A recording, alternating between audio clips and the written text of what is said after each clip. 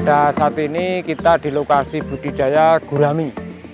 Sehingga di sini ada beberapa komoditas yang kita kembangkan, yaitu dari pembibitan untuk mencukupi kebutuhan benih, baik untuk lingkungan kelompok juga untuk kita jual ke luar kelompok, dan juga ada pembesaran gurami di sini, sehingga ada beberapa produk yang sudah kita siapkan untuk kelompok-kelompok yang memang betul-betul membutuhkan benih maupun untuk fasilitas konsultasi untuk budidayanya. Itu awal mula berdirinya Minamulya, Kodakan Minamulya itu adalah karena ada beberapa masyarakat termasuk saya ini mulai budidaya, dan kelompok itu kalau ada dalam satu masyarakat yang budidaya ini akan memudahkan untuk mengakses pemerintah khususnya Dinas Perikanan. Makanya tahun 2008 kita mencoba mendirikan kelompok. Saya yakin dengan adanya kelompok ini nanti akan membawa masyarakat akan lebih mudah untuk mengakses, khususnya yang budidaya ini mengakses ke pemerintah, terutama Dinas Perikanan di Bantul. Alhamdulillah sampai sekarang kelompoknya masih tetap berdiri tegak kokoh. Untuk apa? Untuk berusaha meningkatkan produksi benih maupun produksi gurami konsumsi. Budidaya ini kita kembangkan menjadi salah satu budidaya edukasi untuk masyarakat yang ingin mengembangkan gurami, khususnya untuk di lingkungan sekitar rumah atau lahan pekarangan.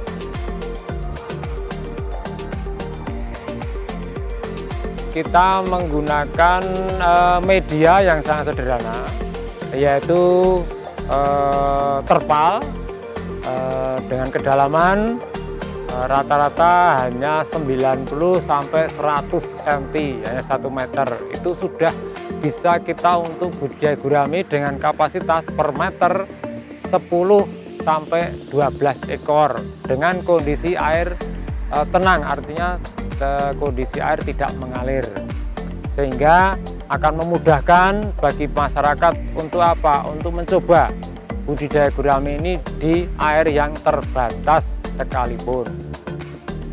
Begitu kita sudah mempunyai kolam sudah terisi air, dengan luasan kolam disesuaikan jumlah benih yang akan kita tebar, maka sebelum kita tebar harus ada treatment, harus ada perlakuan khusus airnya. Selama 4-5 hari harus kita diamkan biar airnya oksigennya cukup penuh dan tumbuh plankton-plankton yang tumbuh di situ untuk persediaan pakan awal dari benih yang kita tebar. Baru setelah 4-5 hari baru kita siap tebar benih. Kalau sudah kita masuk ke penebaran, sudah kita punya satu tujuan bahwa kolam ini adalah untuk pembesaran, makanya jumlah yang kita tebar harus kita sesuaikan dengan luasan kolam. Setelah mulai penebaran kita tebar dan proses selama 2 atau 3 bulan kita amati perkembangan bagus, lanjutkan terus, makan rutin itu pagi, sore sudah cukup, dan sisanya nanti untuk makannya adalah bisa daun-daunan. Kita sesuaikan ukurannya. Kalau sudah ukurannya mencapai 2 sampai 3 on, daunnya sudah banyak, cukup untuk kita double pakannya, tidak harus pelet terus, tapi harus kita pakai daun untuk apa? Untuk mencukupi kebutuhan pakan mandiri untuk gurami. Inilah yang menarik di budidaya gurami, karena pakan tidak harus pelet, namun bisa mengandalkan potensi alam sekitar, contohnya daun-daun di sekitar kita.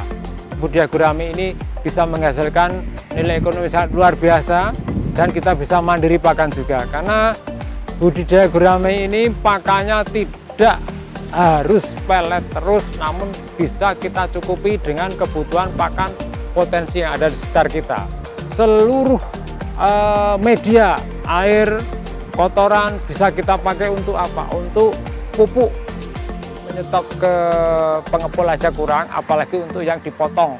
Untuk yang kita jual dengan potongan yang sudah ada bumbu. Tidak kurang dari 1 ton kita butuh untuk 1 bulan. Itu pun kita belum bisa mencukupi dengan petani-petani kecil yang kita punyai.